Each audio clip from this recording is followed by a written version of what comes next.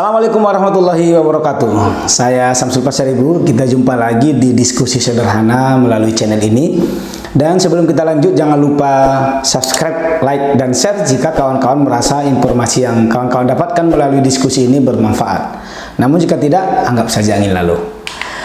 Dan jangan lupa aktifkan lonceng notifikasinya agar kita tetap terhubung dan kawan-kawan bisa meninggalkan tanggapan kawan-kawan terkait topik kita kali ini di kolom komentar.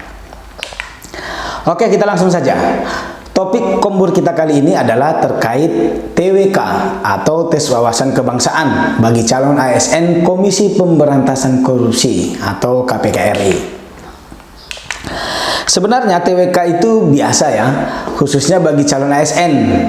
Pendidikan tentang wawasan kebangsaan itu sendiri pun ada di setiap lembaga atau institusi. Saya sendiri yang aktif dalam organisasi setiap tahun selalu menggelar pendidikan dan pelatihan wawasan kebangsaan bagi anak-anak muda. Ya, bekerja sama dengan Korem, Kodim atau Polres setempat lah, kira begitu. Lalu kenapa TWK terhadap pegawai KPK ini menjadi begitu heboh dan menimbulkan polemik? Jawabannya karena TWK di KPK ini berlangsung tidak seperti biasanya, atau bisa dikatakan sedikit luar biasa. Jadi agak mirip dengan kejahatan korupsi itu sendiri, yaitu kejahatan luar biasa gitu. Ada yang bertanya, apa yang membuat TWK ini heboh gitu? Jawabannya bisa banyak sekali. Tapi kali ini saya hanya akan menyampaikan beberapa persoalan yang sangat mencuri perhatian publik, khususnya penggiat-penggiat anti korupsi. Satu yang membuat TWK KPK itu begitu heboh adalah materi pertanyaannya. Kalau saya berpandangan sih tidak layak disebut sebagai sebuah pertanyaan. Lebih layak disebut sebagai sebuah jebakan Batman. Kok jebakan? Iya, ada beberapa pertanyaan yang sebenarnya tidak perlu dipertanyakan. Karena pertama, tidak penting. Yang kedua, tidak bakal ada yang mempertanyakan hal seperti itu dalam kehidupan nyata kita. Coba bayangkan, ada calon ASN KPK itu yang ditanya, pilih mana, Al-Quran atau Pancasila. Ada juga pertanyaan, mau lepas hijab atau tidak. Gitu. Ada lagi pertanyaan, sholatnya kunut atau enggak. Gitu.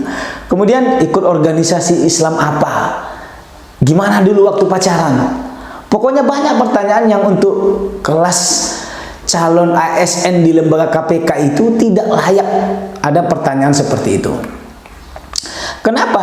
Karena pertanyaan-pertanyaan itu merupakan hak asasi manusia. Maksud saya yang ditanya-tanya tadi yang saya sebutkan di atas itu merupakan hak asasi manusia, khususnya dalam menjalankan kepercayaan dan keyakinannya dalam beragama. Semua pertanyaan itu katanya dalam mengukur tinggi rendahnya nasionalisme seseorang terhadap bangsa dan negaranya. Jadi kalau misalnya jawabannya agak cenderung bau agama, maka bisa diberi stigma negatif seperti egois, lebih mementingkan agamanya, kelompoknya, golongannya di atas kepentingan bangsa dan negara. Parahnya bisa dilabeli radikal. Menurut saya ini agak sedikit konyol. Kenapa? Karena antara Al-Quran dan Pancasila itu dua hal yang sangat jauh berbeda. Misalnya ya, kalau ditanya pilih mana, Al-Quran atau Pancasila. Pertama, Al-Quran itu kitab suci umat Islam seluruh dunia. Sedangkan Pancasila milik masyarakat Indonesia. Kedua, Pancasila itu lahir dari nilai-nilai yang ada dalam Al-Quran yang dirumuskan para founding father kita dan ulama, bukan sebaliknya gitu. Ketiga, Al-Quran itu firman Allah, firman Tuhan, petunjuk bagi seluruh umat manusia. Sedangkan Pancasila itu ya, dia cara pandang masyarakat Indonesia yang bersepakat untuk bersatu dalam bingkai Negara Kesatuan Republik Indonesia. Pertanyaan pilih mana Al-Quran atau Pancasila adalah pertanyaan yang secara tidak langsung mensejajarkan antara Al-Quran dengan Pancasila. Padahal keduanya jelas berbeda. Dan Al-Quran menjadi pondasi umat Islam dalam merebut, mempertahankan, dan mengisi alam kemerdekaan saat ini. Di mana salah satu caranya adalah hidup rukun dalam 4 pilar kebangsaan, termasuk salah satu pilarnya adalah Pancasila. Jika antara agama dan Pancasila itu dicoba dibenturkan, maka tak jadi kita merdeka, gitu. Kenapa tidak jadi? Karena salah satu dorongan pergerakan kemerdekaan dulu adalah revolusi jihad. Dan itu doktrin agama. Banyak pahlawan-pahlawan yang notabene-nya adalah ulama dan kiai berjuang untuk kemerdekaan karena keyakinan agamanya. Hubbul waton minal iman, katanya. Cinta terhadap bangsa dan negara itu bagian dari iman, katanya. Jadi itu doktrin agama, gitu, kecintaan terhadap bangsa dan negara yang pondasinya adalah Al-Quran dan Al-Hadis. Lah sekarang kok malah kesannya agama itu jadi bumerang, gitu kan, aneh gitu ya. Jika seandainya penguji yang melakukan TWK ini bertindak untuk dan atas nama negara, maka saya berpandangan ini sudah melewati kewenangannya. Karena jika dalam perspektif berbangsa dan bernegara, maka negara tidak boleh bertanya seperti itu kepada warganya, gitu.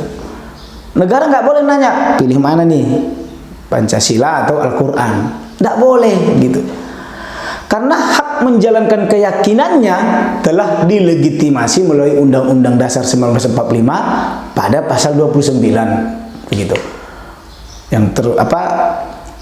Bahwa kita sebagai umat beragama diberi kebebasan, dilindungi dalam menjalankan agama dan kepercayaan kita, gitu. Pertanyaan-pertanyaan seperti pilih mana Al-Quran atau Pancasila bagi umat Islam itu sampai mati pun pilihannya pasti Al-Quran, gitu. Al-Quran yang mengajarkan umat Islam dimanapun di belahan bumi ini bisa hidup rukun dan damai.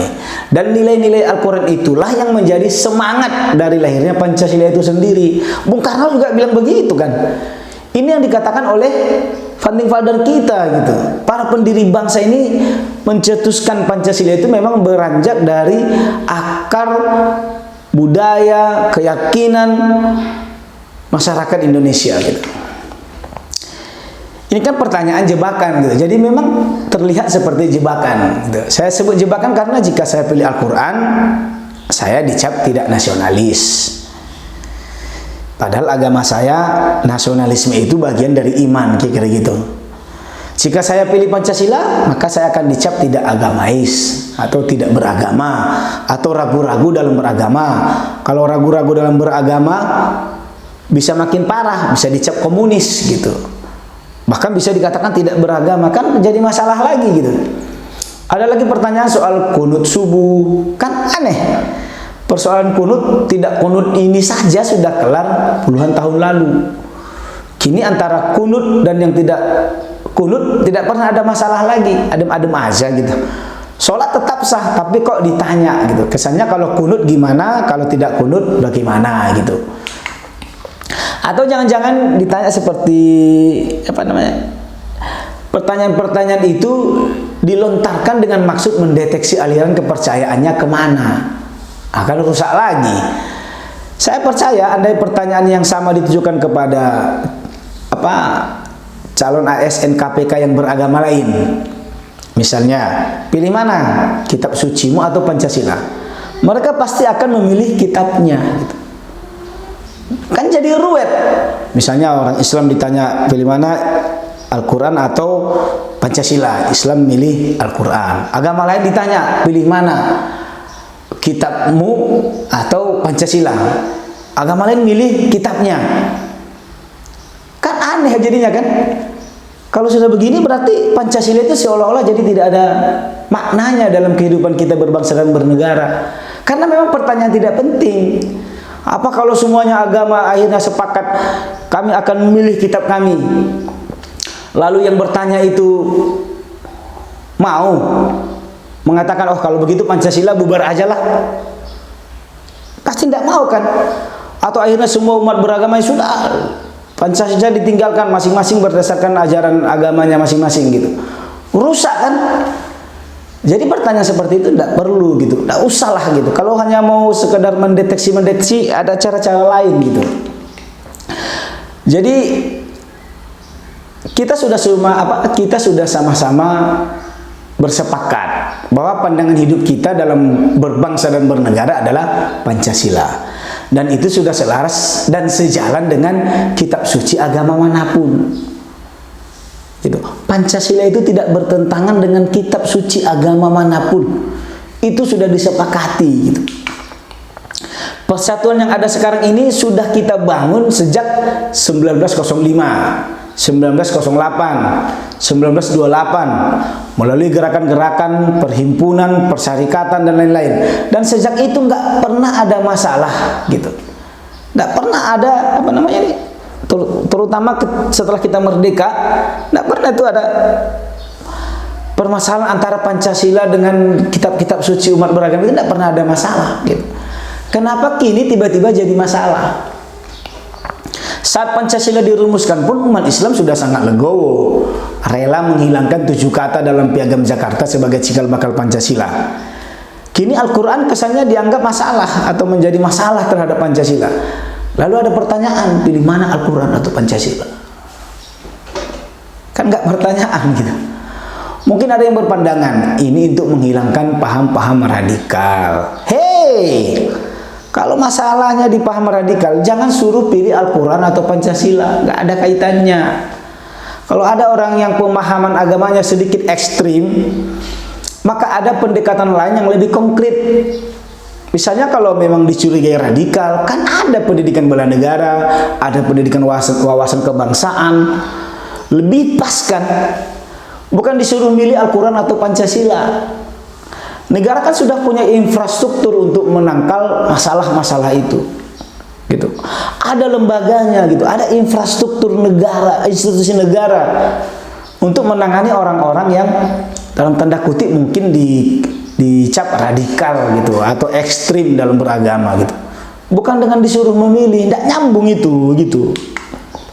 Percayalah, kita saat ini bisa hidup rukun, damai dan tentram karena kita menjalankan ajaran agama kita dengan baik dan benar berdasarkan kitab suci kita masing-masing. Jika ada yang melenceng dari ajaran agamanya, sudah ada institusi yang berwenang untuk meluruskan itu. Perbedaan kepercayaan dan keyakinan beragama di Indonesia ini sudah diikat oleh Pancasila dan Bhinneka Tunggal Ika. Jadi tidak ada masalah. Tidak ada pertanyaan jangan ditanya dan jangan dipermasalahkan gitu, karena memang tidak ada masalah gitu. Bingung saya gitu. Jadi ya begitu.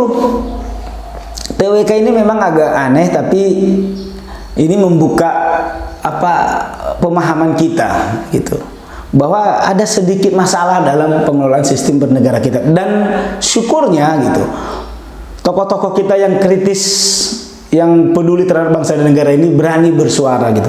Dan negara tidak usah merasa dikecilkan atau merasa disudutkan, karena ini bagian dari demokrasi. Jika memang baik kritik yang disampaikan oleh tokoh-tokoh kita, atau mungkin melalui kombur saya kali ini, negara tidak menjadi hina kalau misalnya menerimanya gitu. Atau negara juga tidak menjadi hebat kalau dia kekeh dengan pendapat dia yang sebenarnya berseberangan gitu. Oke lah, semoga diskusi ini bermanfaat, dan jika ada yang kurang tepat mohon sama-sama kita meluruskannya, dan bila dirasa bermanfaat boleh di-share ke yang lain. Tapi jika tidak, anggap saja angin lalu. Jangan lupa subscribe, like, dan share, serta aktifkan lonceng notifikasinya agar kita tetap terhubung. Saya Samsul Pasaribu, sampai jumpa di topik lainnya. Assalamualaikum warahmatullahi wabarakatuh.